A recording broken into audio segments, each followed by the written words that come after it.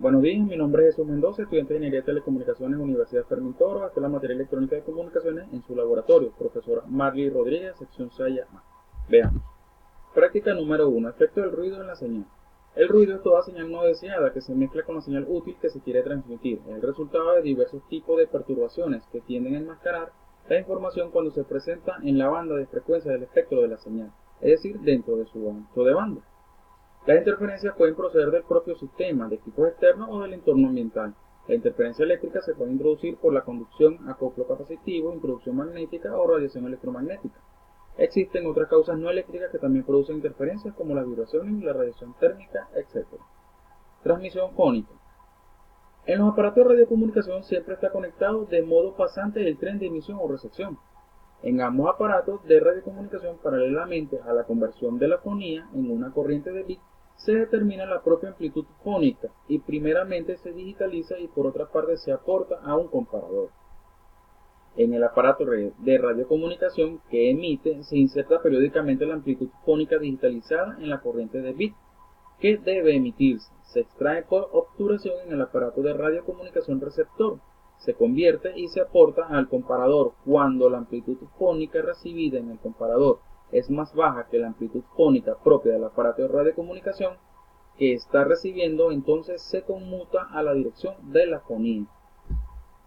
Práctica número 2. Simulador de canal, ecualizador de línea y algo.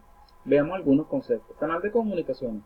Es el medio de transmisión por el que viajan las señales portadoras de la información que pretenden intercambiar emisor y receptor. Es frecuente referenciarlo también como canal de datos. Un filtro electrónico es un sistema que tiene como función manipular y modificar el espectro de frecuencias de la señal de entrada para obtener en la salida, la función que se requiere aplicar a los diferentes sistemas. Un atenuador es un dispositivo capaz de disminuir la intensidad, señal o ruido en determinados sistemas. El ruido, como ya vimos, se denomina ruido toda señal no deseada que se mezcla con la señal útil que se quiere transmitir. Y los ecualizadores son circuitos o dispositivos que aumentan o reducen la ganancia de manera selectiva en tres o más bandas, con el objetivo de corregir deficiencias en la respuesta en frecuencia. ¿A qué se llama interferencia intersimbólica? La interferencia intersimbólica es una forma de distorsión de una señal en la cual un símbolo interfiere con símbolos posteriores. Es un fenómeno no deseado, ya que los símbolos anteriores tienen un efecto similar al del ruido, lo que hace que la comunicación sea menos fiable. El diagrama de ojo muestra la superposición de las distintas combinaciones posibles de unos y ceros en un rango de tiempo o cantidad de bits determinados. Dichas señales transmitidas por el enlace permiten obtener las características de los puntos que se propagan por el medio de comunicación, sean estos por medio de fibra óptica, coaxial, par trenzado, enlaces satelitales, etc. Se caracteriza por hacer el análisis de las formas de onda de los pulsos que se propagan en un enlace de comunicación para lograr observar sus formas o de fases, que son jitters, niveles de ruido y potencias de las señales. Práctica número 3 nos habla acerca de los amplificadores de RF. Vemos el concepto de amplificador, es aquello que amplifica, amplía, dilata, extiende o aumenta la intensidad de un fenómeno físico. Puede decirse que un amplificador es un dispositivo que utiliza la energía para magnificar la amplitud de un fenómeno. ¿Para qué se utilizan los amplificadores en los circuitos de telecomunicaciones? Los amplificadores se utilizan sobre todo para aumentar la tensión, la corriente o la potencia de una señal. Los amplificadores lineales incrementan la señal sin distorsionarla, de manera que la salida es proporcional a la entrada. Los amplificadores no lineales permiten generar un cambio considerable en la forma de onda de la señal. Indicar los diferentes tipos de amplificadores utilizados en telecomunicaciones. Amplificadores de sonido. Los de sonido de uso común en radios y televisiones y grabadoras de cinta suelen funcionar a frecuencias inferiores a los 20 kHz. Amplifican la señal eléctrica que a continuación se convierte en sonido con un altavoz. Los amplificadores operativos incorporados en circuitos integrados y formados por amplificadores lineales multifásicos acoplados a la corriente continua son muy populares como amplificadores de sonido. Amplificadores de video. Se utilizan principalmente para las señales con un rango de frecuencia de hasta 6 MHz. La señal generada por el amplificador se convierte en la información visual que aparece en la pantalla de la televisión, y la amplitud de la señal regula el brillo de los puntos que forman la imagen. Para utilizar esta función, un amplificador de video debe funcionar en una banda ancha y amplificar de igual manera todas las señales con baja distorsión. Y por último, el amplificador de radiofrecuencia. Estos amplificadores aumentan el nivel de la señal de los sistemas de comunicaciones de radio y televisión. Por lo general, sus frecuencias van desde los 100 kHz hasta 1 GHz. Pueden llegar incluso al rango de frecuencias de microondas.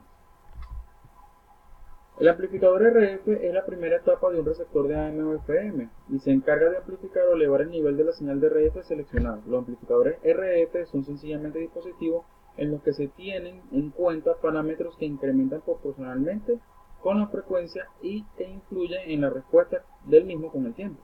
Estos dispositivos son importantes para poder analizar fenómenos y utilizarlos a grandes escalas.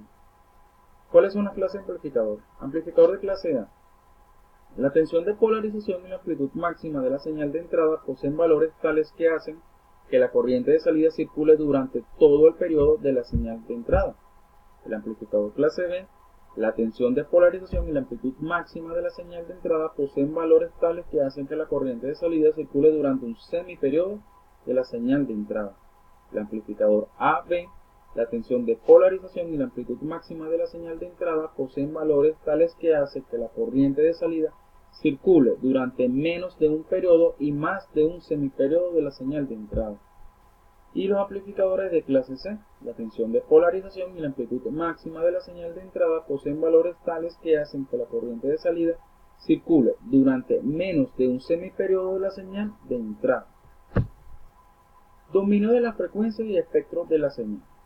La práctica número 4. Un analizador de espectro es un instrumento de medición utilizado con regularidad por los laboratorios para realizar diversos análisis espectrales, los cuales ayudan a descubrir problemas que por lo general un osciloscopio no sería capaz de detectar. La principal característica de un analizador de espectro es que permite analizar señales de cualquier tipo, siempre y cuando sean eléctricas. Un ejemplo de esto que pueden ser las señales acústicas u ópticas en dominio de la frecuencia. ¿Cómo funciona? Los analizadores de espectro funcionan dividiendo el espectro en grupos de frecuencia, para después aplicar un proceso matemático llamado transformada rápida de Fourier, que transforma una señal del dominio de la frecuencia al dominio del tiempo y viceversa. Hay dos maneras de obtener el espectro de la señal. Cuando hablamos de alta frecuencia, el analizador de espectro usa un filtro de banda y modula la señal a la banda base. Luego pasa un filtro llamado RBW, que sería el filtro de resolución, que es muy útil para detectar la potencia en cada componente. Y cuando la frecuencia es baja, se utiliza un osciloscopio con el método matemático ya mencionado de Fourier para transformar la señal en el dominio del tiempo al de la frecuencia y viceversa.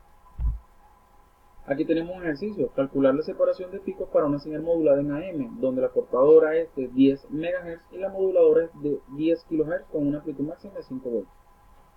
En mi eje horizontal tenemos la frecuencia, en el eje vertical tenemos la amplitud. Nuestra amplitud máxima es de 5 voltios, nos lo dice el enunciado. Tenemos una frecuencia de la portadora de 10 MHz. Entonces, de este lado tenemos la banda menos significativa y la más significativa. Tenemos aquí, la solución de esto es restar la portadora menos esta banda que está, la moduladora, perdón.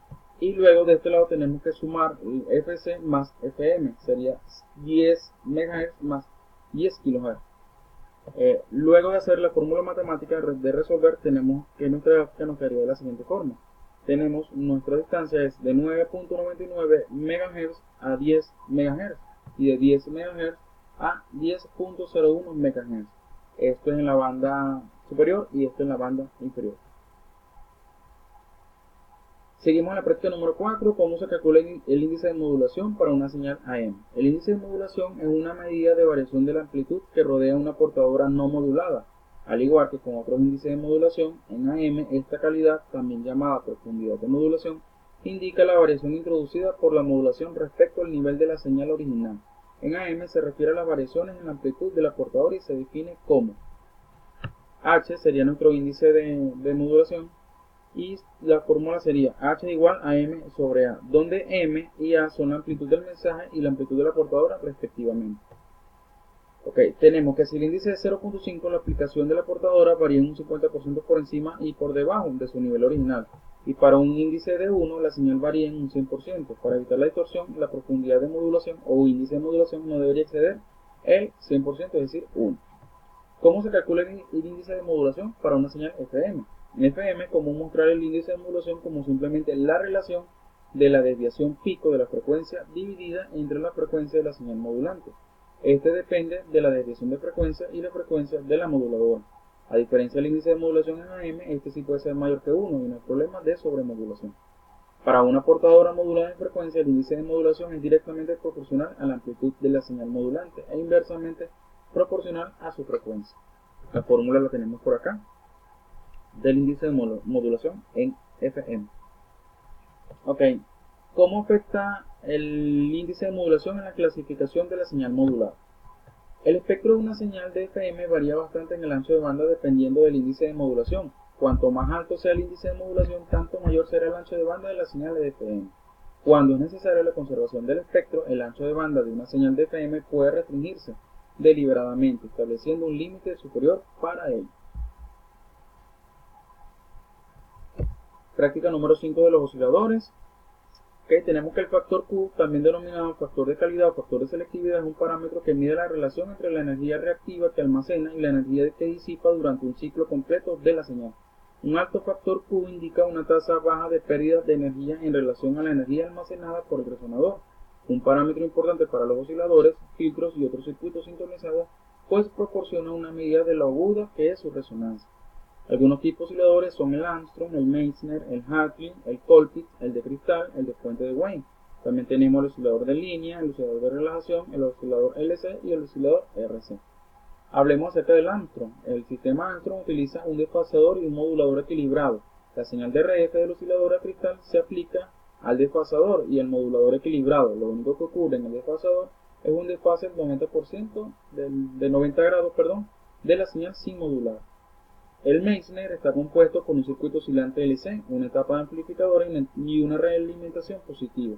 Una de las características de estos osciladores es que la realimentación se produce por medio de un acoplo inductivo, es decir, entre la bobina auxiliar y la bobina que compone el circuito tanque.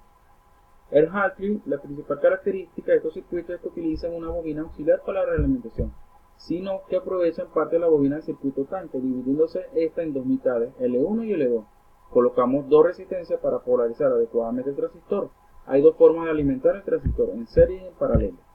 El Colpitts, por su parte, la principal diferencia se produce en la forma de compensar las pérdidas que aparecen en el circuito tanque y la realimentación, para lo cual se realiza una derivación de la capacidad total que forma el circuito resonante. Una parte de la corriente del circuito oscilante se aplica a la base del transistor a través de un condensador, aunque también se puede aplicar directamente. ¿Qué es un VCO? No es más que un oscilador alimentado por una fuente externa. Podemos decir que la forma de hacer un VCO es reemplazar uno o varios de los componentes reactivos que determinan la frecuencia de un oscilador por elementos de valor variable, elementos cuyo valor depende de su tensión de polarización, es decir, de la tensión continua que tienen aplicada. Habitualmente se reemplazan los condensadores y para sustituirlos tenemos dos posibilidades, diodos varicap o capacidades MOS, que se mide con el pooling o estabilidad con la impedancia de carga de un oscilador. Se miden las variaciones de potencia al variar la corriente de alimentación, las variaciones de potencia al variar la impedancia de carga del RF, las variaciones de frecuencia al variar la impedancia de carga RF y las variaciones de frecuencia con la tensión de alimentación. Podemos concluir estas 5 prácticas y decimos que cuando hablamos de la electrónica de comunicaciones nos referimos a conocimientos experimentados, tanto metódicos como prácticos, que poseen por propósito principal lo que es la implementación de la electrónica para la solución de dificultades presentadas en el entorno directo de las comunicaciones. Cada vez más las redes inalámbricas, los dispositivos portátiles inteligentes y el ingreso a Internet solicitan un apropiado nivel de eficiencia de servicio, así como grados altos de seguridad. A lo largo de este laboratorio se obtuvo el conocimiento más a fondo acerca de los amplificadores, osciladores, los índices de modulación, así como también el funcionamiento de equipos tales como el analizador de espectro, cada uno con su contribución al entendimiento del papel que juega la electrónica dentro del mundo de las comunicaciones.